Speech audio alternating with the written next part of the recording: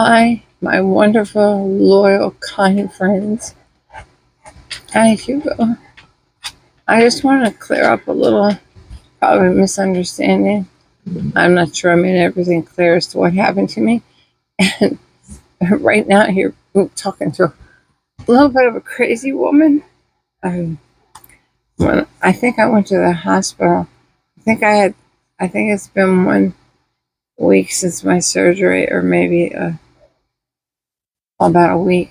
I, I'm I was hurt so badly that they had to call in a special surgeon from another hospital or another area. And he was wonderful because they didn't have anybody to surgery this complicated. Like Hugo said, I love Hugo to death. Well, it's really worked out that way.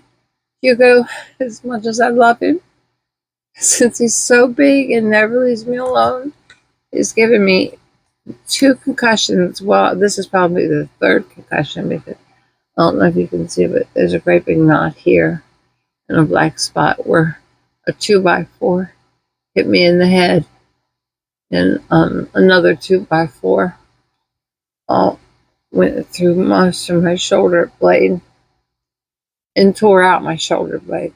So my shoulder blade wasn't connected to my body at all. Talk about some pain. Boy, I was positive I had both feet in, and you know what? So anyway, no one can even hear me. My son was upstairs, and I decided what happened was I was getting over my concussions pretty well, where I could bend my head forward. Well, Hugo's been having trouble with his spine, and I didn't want my son to do it because of his broken back. So I thought, I'm getting better now, so I'll kind of pin Hugo up against the back door that closes. We have a screen porch that's closed off by a door. So I closed him against the door, and Hugo's never ever growled at me or anything, and he didn't this time either. And I had these huge washcloths. You should see how hard it was to put makeup on. And you're now going to be your 70-year-old makeup artist with one arm. I'm learning to do it left-handed now, everything. And I'm right-handed, so I can't sign my name, or I put on my makeup this way. I poked myself in the eye like 12 times.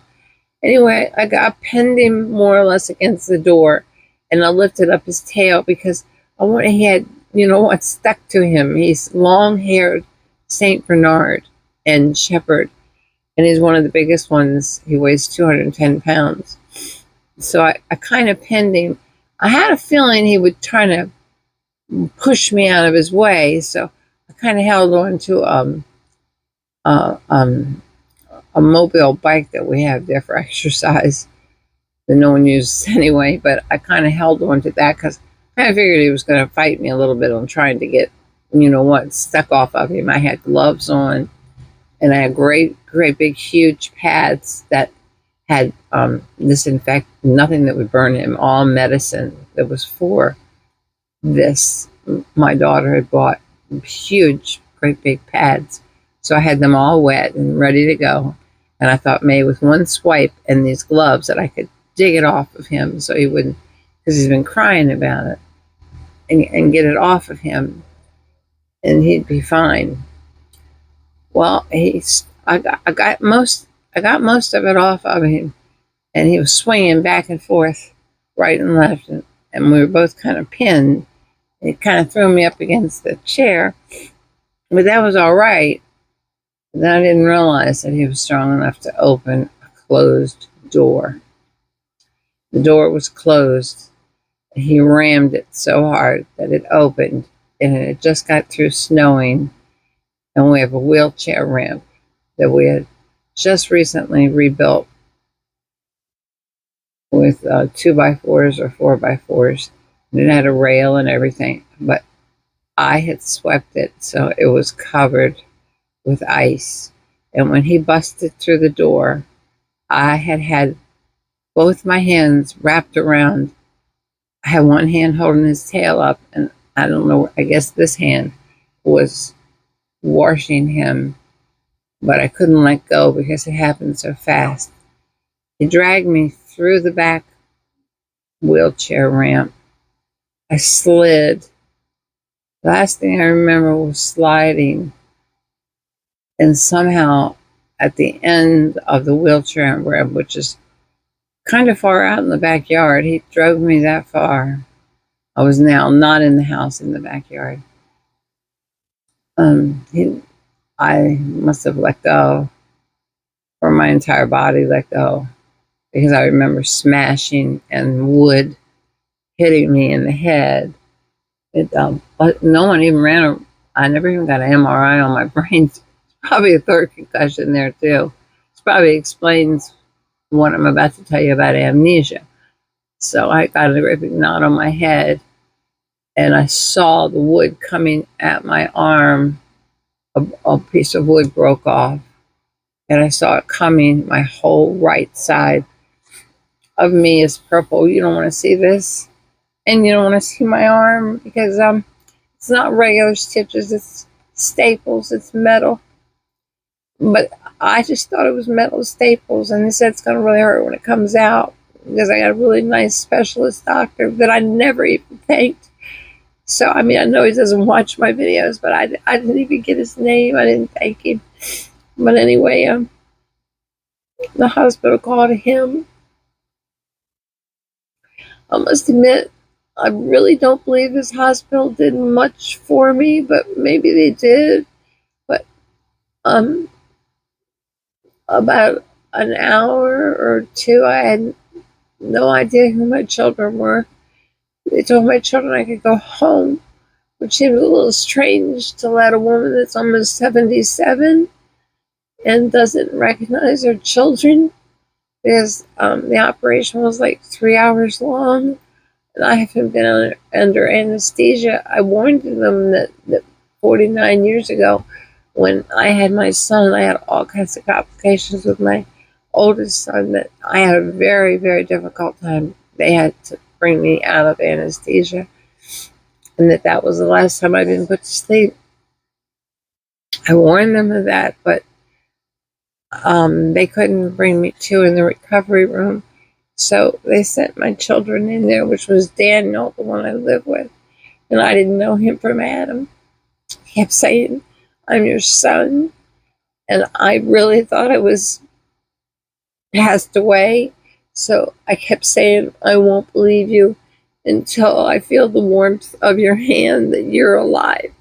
So I made each one of my children, even though I didn't know their names, feel their hands, that they had warmth to their hand, that they were still alive, because I didn't think I was, but I wanted to make sure that they were. But anyway, I really shouldn't even send this video up. Anyway, so they sent him in the recovery room, and they said, "We can't get her to really come to. We're hoping you all can get her to come to," which I did come to. And I finally started to faintly remember Daniel and David. I felt David's hand, and Christina. Christina's been here to bathe me, as sick as she is. She's the one that has the incurable disease. Her back's been killing her. And they expose themselves to everything, but they didn't care. She came and bathed me yesterday. My hair hasn't been washed in so long. It's literally pathetic. But anyway, she came yesterday, took care of me. My son David bought us a whole bunch of food and stuff. So we had stuff in the house to eat. And then while Daniel stayed with me overnight, and I was just starting to recognize my children, I just thought they were a dream. It's weird. I thought they were a YouTube video, which is weird. but I knew their names, and I knew that my heart loved them, even though I was just remembering their names, but I couldn't remember anything else much about them. So anyway, Daniel stayed with me, and I kept saying, could you at least give him a chair to sleep in? Because he didn't act like he felt very well. And I definitely wasn't feeling well. I was nuts as a fruitcake. A little bit. They said I definitely had amnesia, that this has happened before, where people don't remember their children or their family for possibly up to a week. I only did a day, and then the next day I knew their names. I couldn't remember much more about them, but I knew their names and that they were my children. But anyway, Daniel wasn't feeling well at all. And then Dawn stayed the next night. I think I was there 2 nights. And then they said, take her home. After they brought in the special surgeon, I remember getting a shot in the neck. I don't know what that was about. And I keep choking all night long. I think I'm getting a fever again now. So I'm just kind of hoping that the usual pneumonia doesn't set in. I don't think they even gave me a prescription when I left. I don't want to be in the hospital, but I'm not sure that I was even given a prescription for anything. It was, yeah, I think they gave me a prescription for pain pills. Maybe. No, I don't think they did. My doctor called that in, my family doctor. But anyway, so as we were leaving the hospital, my son-in-law came to pick me up. I remembered him. My memory was coming back. I remember the wonderful the staff people there were so nice that a man carried me out, literally in his arm. He took me from the wheelchair from the entrance of the hospital all the way to the car and carried me, and then literally carried me and pushed my body very gently from different angles so that he wouldn't hurt any part of my back or my arm. And they were so kind, and he strapped me in. But I kept telling my son-in-law, please look at Daniel. He doesn't look right. And my son-in-law said, no, he doesn't look right. And my poor daughter, who was sitting beside me, Christina, didn't have any sleep either herself. And she said, no, Mom, he's fine. You're just imagining he doesn't look right. And Dawn said, he didn't really look right either, but I think he's just really tired. But I got really, really mad for some reason and said, no, he's not right. I don't care if everybody thinks I still have amnesia or what. Take him to the nearest health center right now. So Dawn said, all right, Mom, if you're insisting. So when they drove away with me, she walked back into the hospital with him, back into the waiting room, which I must also say, this hospital left me in the waiting room screaming after wood had just gone through my arm and hit me in the head. And I'm not a coward. I've had moles cut off of me and not pinched. I'm not a coward of pain, but this was the most excruciating pain of my life. I was screaming at the top of my lungs. But not when I went in the hospital. I was quiet there. I was just taking the pain and not screaming because I didn't want to embarrass my son. It was so hard. But they left me in the waiting room I'd say in the waiting room with people that were sick and waiting to be seen, that just had things like maybe sick or something. No one was as in bad a shape as me, and no one was as old as me. And they left me in the waiting room for a good hour before they even took me back to the emergency room, which I didn't think was right. But they I mean, I'm alive, so they must have done something right. But so that my daughter took him to the waiting room, but They must have got a different person or something, because he was only in the waiting for a little while, from what I heard. And as soon as they took him back, he had and had the whole time he took care of me, which they also didn't treat me for, the new flu that was out. And he had a horrible case of it. When they took his temperature, it was 104.4 or something like that. He was almost at 105, and yet he was walking around just saying he was tired. So they took him right back, and I don't know what happened to him, but they only kept him one day, and he came home. And I don't know if you noticed on the last video, but his right eye keeps closing on him. And he's been up the entire night coughing. And so have I. My fever hasn't been bad up until today. It's jumping past 100 today, and my lung hurts pretty bad, but I can't have any kind of a x-ray or a CAT scan or anything ever again, because you don't want to see this. I don't want to see this. I told the doctor, oh, it's just metal on the outside.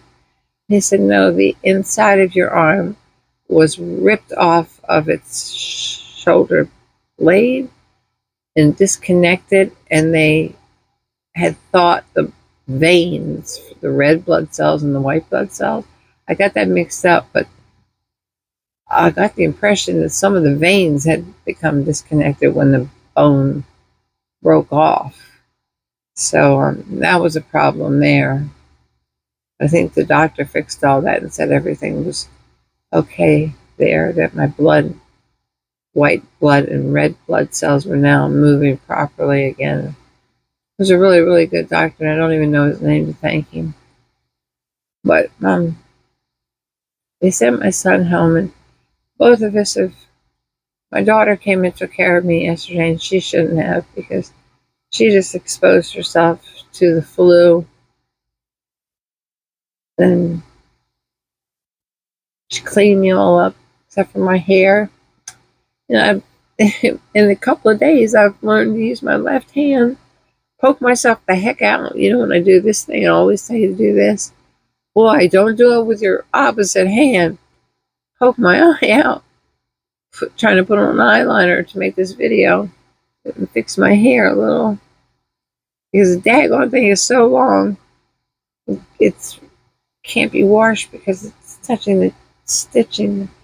Stitching starts from about here all the way metal down to here, and then underneath the stitching, when the metal comes out, he said there's a metal brace in my arm all the way down too, bracing my shoulder to the rest of my arm. And I had, God bless you, thank you, thank you, thank you.